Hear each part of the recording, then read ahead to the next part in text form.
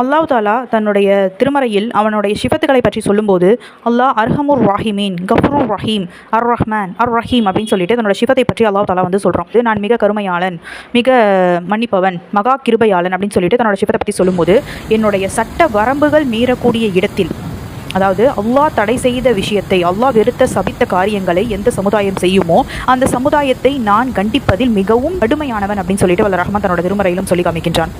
அதற்கு உதாரணமாக ஒரு ஹதீஸை பார்த்தீங்கன்னா, எந்த சமுதாயத்தில் மது அருந்தப்படுமோ, எந்த சமுதாயத்தில் விபச்சாரம் பெருகிவிடுமோ, எந்த சமுதாயம் வட்டி வாங்குமோ, முன்னோர்கள் கேள்விப்படாத நோய்களை எல்லாம் அந்த சமுதாயத்திற்கு அல்லாஹ் இறக்குவான். பூகம்பங்கள் நிகழும், வானத்தில் இருந்து மழை பொழிந்து அழிக்கப்படுவார்கள், கல்மலையை கொண்டு அழிக்கப்படுவார்கள், உருவங்கள் மாற்றப்படுவார்கள். அல்லாஹ் அக்பர். இப்போ நிகழ்ந்துக்கிட்டு இருக்க எல்லா சம்பவத்தையும் பார்க்கும்போது நாம் பெரும் படிப்பினை என்ன அப்படின்றத முதல்ல தெரிஞ்சுக்கணும். அல்லாஹ்வுடைய தண்டனையை குறித்து நம்ம அனைவருமே அஞ்சக்கூடிய மக்களாக இருக்கணும். அல்லாஹ்வுடைய சட்ட வரம்புகளை மீறாமல், பிறரையும் மீற விடாமல் முடிந்த அளவிற்கு நம்ம தடுக்கக்கூடிய மக்களாக இன்ஷா அல்லாஹ்